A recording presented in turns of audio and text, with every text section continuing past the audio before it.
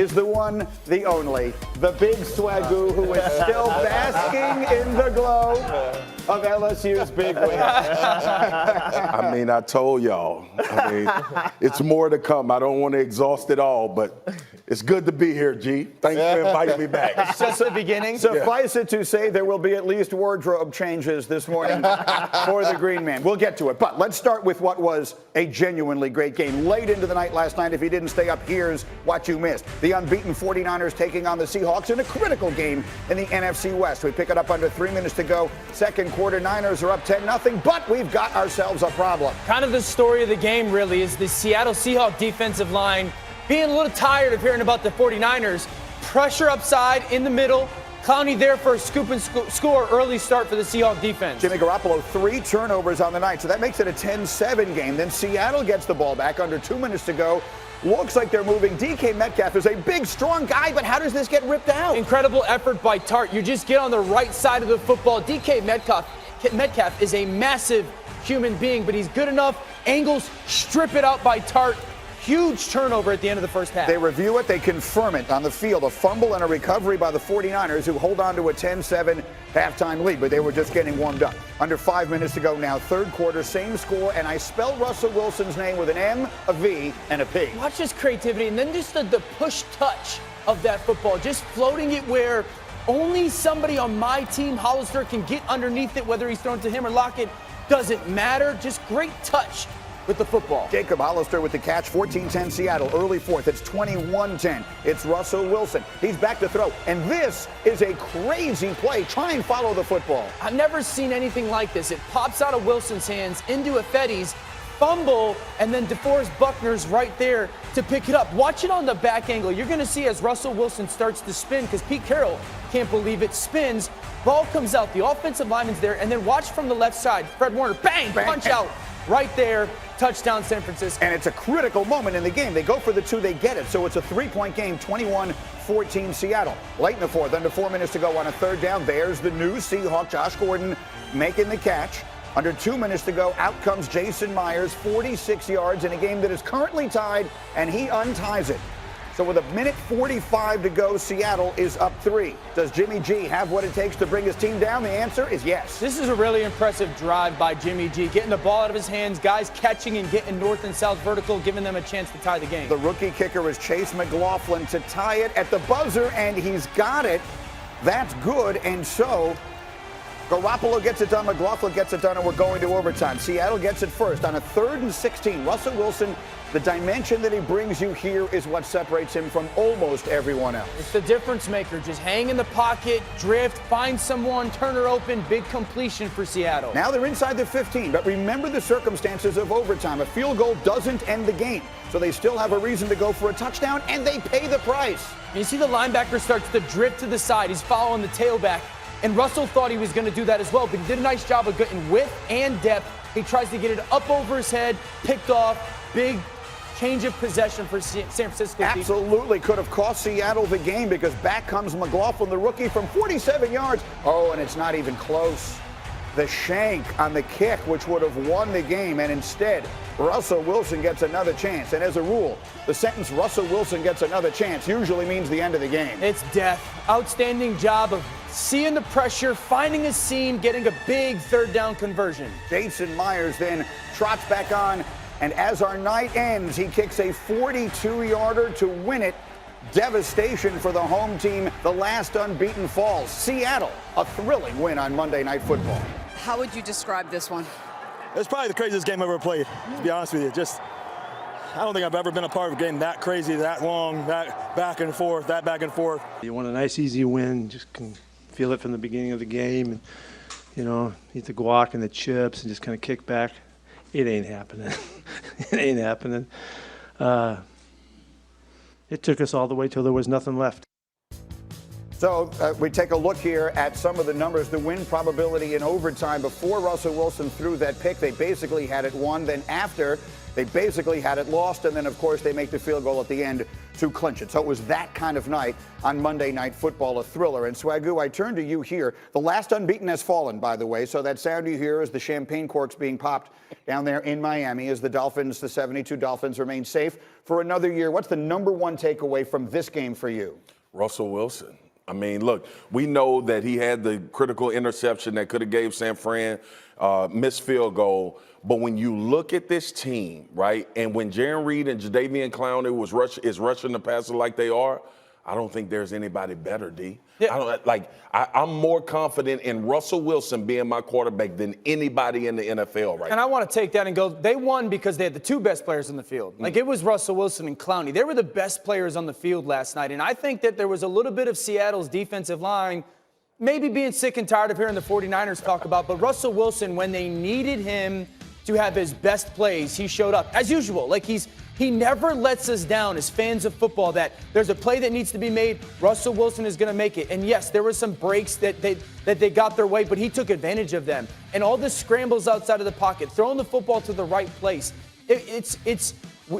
Lamar Jackson and him are in this heavyweight bout for the MVP. And last night he was on the center stage versus the best defense in football. And he answered, man, he's incredible to watch. And so the top of the NFC is just flat out loaded, and we can talk a little bit later in the show about who we like there. But the question is, if you're looking at the 49ers, who are unbeaten going in and have a kick in the air that would win the game to stay that way, are we confident that their quarterback, when these games get to the end and it really matters, and they're looking at Drew Brees and Aaron Rodgers and Russell and all these guys, are you confident Jimmy G can go toe-to-toe with those guys? No, G. And that's been my apprehension with the San Francisco 49ers since the beginning of the season. Are they a very good team? Absolutely. Are they a contender?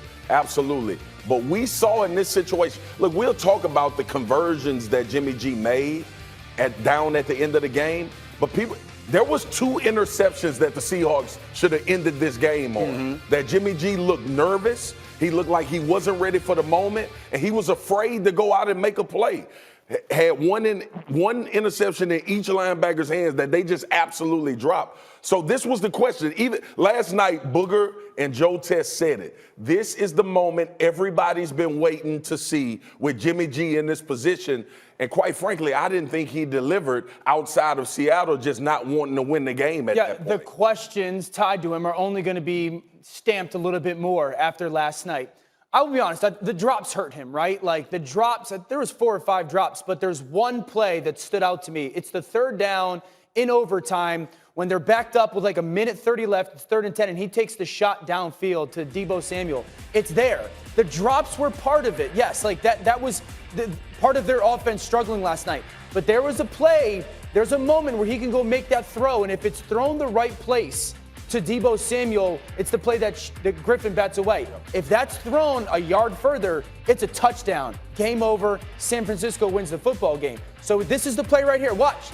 He's beat. That's beat in the NFL. You throw that ball in that moment as the star quarterback of an undefeated football team, and you answer all the questions. You underthrow it, and the questions are going to remain. So that's where we wake up on this morning, with the week in the NFL finally officially behind us, a thriller on the Monday night, and a jam-packed now top of the NFC West, with Seattle moving a game out with a win in hand, and a jam-packed top of the NFC in general. We'll talk much more about this game and the NFC as we go, because one of the teams that figures into all of that, the Dallas Cowboys. Late in Sunday's loss to Minnesota, the Cowboys were down 4 and they were driving, and on their 4th and 5 at the Vikings 14, Dak Prescott tried to throw it to Zeke Elliott. While the Cowboys did get the ball back, all they had left was a Hail Mary. Yesterday, Jason Garrett talking about that call. Yeah, there were some different options on the play. He had a couple quick options. He had Randall, he had the tight end, he had Zeke, and he worked his way to Zeke, and unfortunately it didn't work out for us. So you take a look at the Cowboys' schedule here coming up. It gets a little rough. Look at those numbers there.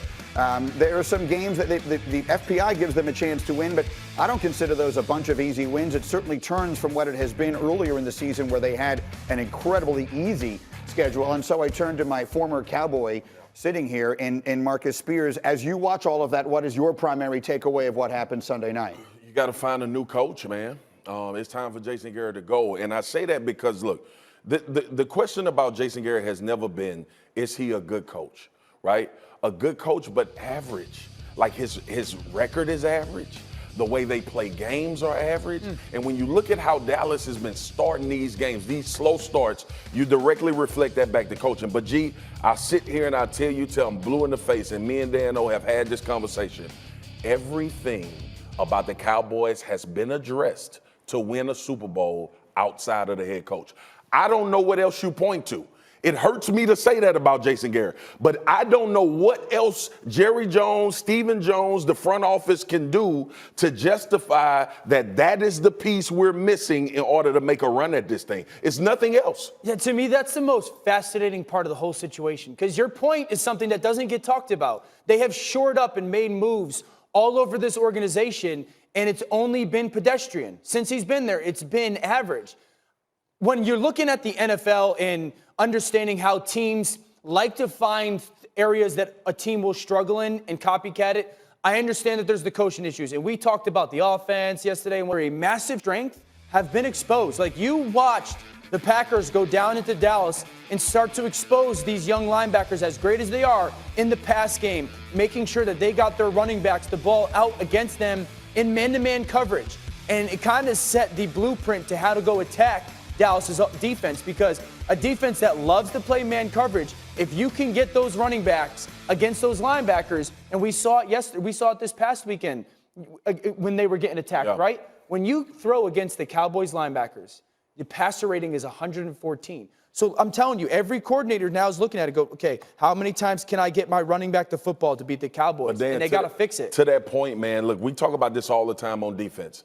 Play count exposes you.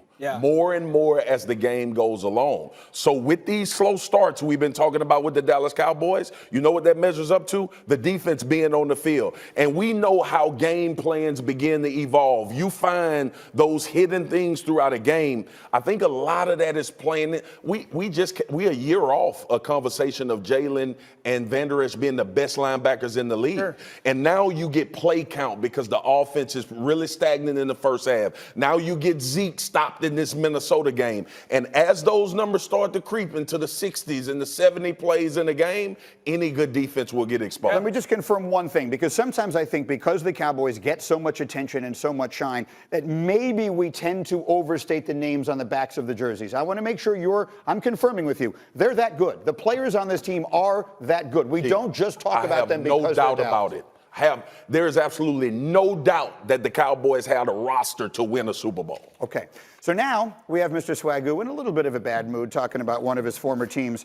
Let's cheer him up, shall we? Marcus Spears may never tire of watching these plays. Here's a Joe Burrow making huge plays, the running back making huge plays. Alabama, LSU living up in every conceivable way to the hype as LSU finally finds a way to win. Here was Ed Orgeron yesterday.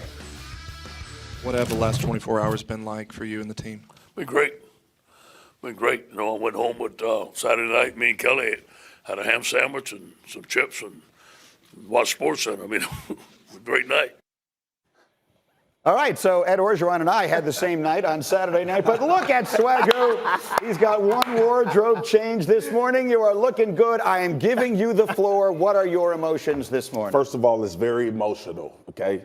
Being here with you, number one, because we're good friends. Yes. And it hurt me when you said that you don't win in Tuscaloosa, because I told you, I wanted you to trust me when I said LSU would go to Tuscaloosa and win the game. Here's the thing. This was the state of Louisiana against the University of Alabama. This was not just about football. This was 8 years of pain and agony of watching the LSU Tigers with the coach that was initially at LSU, at Alabama, having success. Saturday was a moment in time that we won't forget for a long time. With the underdog coach, they said they didn't want, Dez, remember? Yes, remember everybody said, that's not the White House. Right. Look what he did at Ole Miss. Yeah. And I was standing on the table. Gee, if this table wouldn't break down when I got on top of it, I would stand on the table right now. And I said, this is the right guy for the job because the players respond. And then something crazy happened. This guy from Ohio State that couldn't win a job ended up saying, you know what? I think I'm going to go to LSU. And then something else crazy happened. They got this guy named Joe Brady from New Orleans Saints. Say what? The New Orleans Saints. Who coached at the Saints? Sean Payton, right? Payton. Been running great offense for a long time. Joe Brady came to LSU and he looked at it. He said, oh, that's a 5-star. That's a 5-star. That's a 5-star. That's a 5-star. Okay. You know what I'm going to do? I'm going to go spread offense. I'm going to go down here with Steve Ensminger, and we're going to put our athletes on your athletes. And then we're going to see who can run the game. And all we did was win in the Brian Denny and put 46 points up on the board. Now, y'all talk about it. I'm out. Okay. Well, he did not mention that they got 41 points put on them, too. He didn't mention that part. You know what's remarkable? It happened on the 30th anniversary of the Berlin Wall falling, and Marcus thinks that was a bigger event. Apparently, look at him. Let's try and have a conversation, because there is look, what you have just witnessed is the unique impact that sports can have sometimes. When it's at its very best, it's emotion. It means absolutely everything, even though it means absolutely nothing. And I admire it and I love it. I love you for it. Let's try and talk for a minute here about the game itself, because Desmond Howard is with us, by the way. And so, Des, here's my observation, watching as I do. You guys live in this every minute of every day, and I don't. Yes, sir. But it feels to me like Nick Saban has built a dynasty in Alabama primarily because he has had great defense year in, year out. And on Saturday night, in the second half, his quarterback gave his defense multiple chances to win that game, and they couldn't do it. Yeah, when you look at Alabama, historically, Nick Saban's defenses, they've been his hallmark. He knew he could rely on the defense to come in and save the day for them. They did not do that last Saturday because of a guy named Allaire. Allaire was, to me, the difference maker in the game. He had 103 yards on the ground, 77 receiving yards, 3 rushing touchdowns, a catching touchdown, and he was a guy who was a matchup nightmare for their linebackers. The linebackers for Alabama's defense was a liability in that game, Paul, and I think that was the story of the game. Yeah, there's also some dangerous trend lines that are developing here, Greeny. Alabama has not played a good schedule. We know that. But this is the first time we've had 2 consequential games that Nick Saban has played. He's played Clemson and this one. He got shredded by Clemson by 28 points. He was getting blown out in the first half here. And you have to start wondering when he can rebuild this defense, because right now it's patchwork and it's not going to happen this year. And, you know, we always associate Saban, and rightfully so. His place in history is safe. Nothing is ever going to change that. But it feels, and I think this came up in our meeting this morning, not only did LSU outplay them and out-physical them, they may have out-schemed them as well. Yeah, when you look from an offensive standpoint, they found the weakness that Alabama has shown all season long, and they tried to exploit that. You talk about Clyde Edwards-Helaire. Alabama struggled against the University of Tennessee to stop the run. And I'm sure they paid attention to that tape. You remember Saturday when we pulled that tape out. Look, I did not know the loss of Dylan Moses would be this prevalent to Alabama's season from a defensive standpoint. Absolutely. He's missed sorely. Let's go back big picture here, because the game is 3 days old, and it was obviously magnificent. Let's get into the big picture here. Where will Alabama be ranked tonight when tonight's rankings come out on ESPN? I think the College Football Playoff Selection Committee will place them at 5. I think they're going to drop them to 5. To go from 3 to 4 would be devastating to college football. I think you have to drop them to 5. But I still do think personally that they're one of the top 4 teams in all of college football. What do you think, Paul? Alabama is unequivocally one of the top 4 teams in the country, and that's really what they're supposed to do. And that's why I think if they're true to form, they will put Alabama number 4 tonight. What do you think? If they're not trying to send a statement, they should be 4. I mean, that's the 4th best team in the country. Well, define a statement, because right now their best win is against Texas A&M. And when it's all said and done, I heard you once, I was standing right here while you were doing SportsCenter this morning, Paul. Their best win when it's all said and done this year is going to be Auburn, who might have 4 losses on the season. That's true, but if Alabama had Georgia's schedule or Oregon's schedule or Ohio State's schedule, they would be undefeated right now. I'm trying to do the math on that. So you're saying LSU was the only team in the country that could have beaten them?